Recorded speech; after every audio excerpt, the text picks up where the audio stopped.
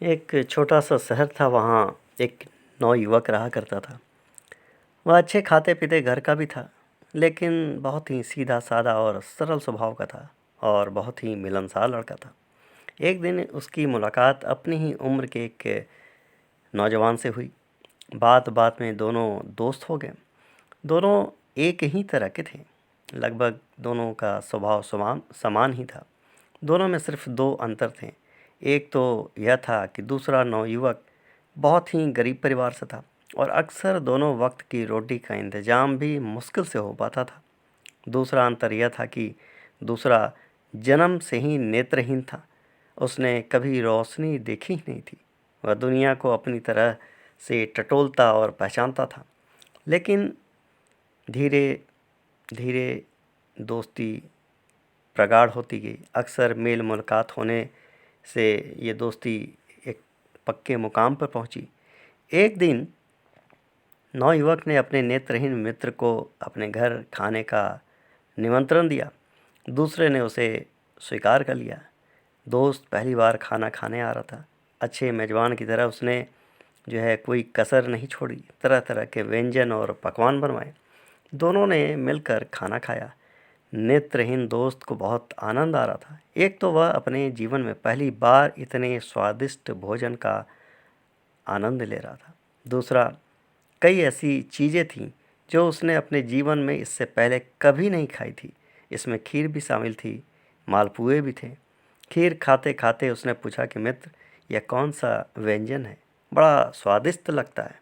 मित्र खुश हुआ। उसने उत्साह से बताया कि यह खीर है। दूसरे मित्र ने सवाल किया, तो यह खीर कैसे दिखता है? उसने फिर कहा कि बिल्कुल दूध की तरह सफ़ेद दिखता है।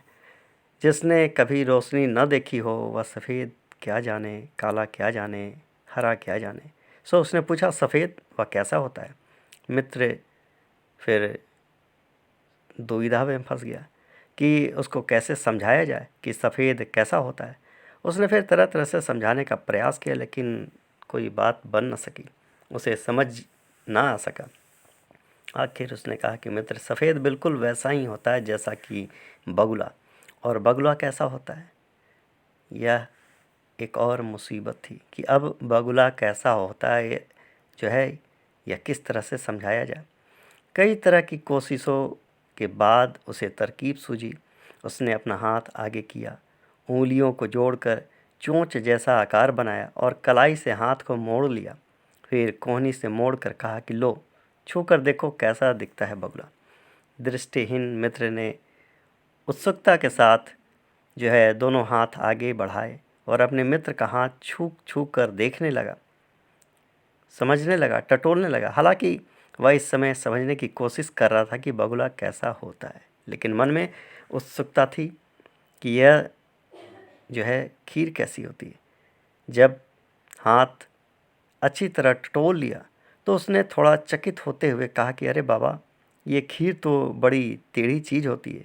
वह फिर खीर का आनंद लेने लगा, लेकिन तब तक खीर टेढ़ी हो चुकी थी। यानी किसी भी जटिल काम के लिए मुहावरा बन चुका था, टेढ़ी खीर।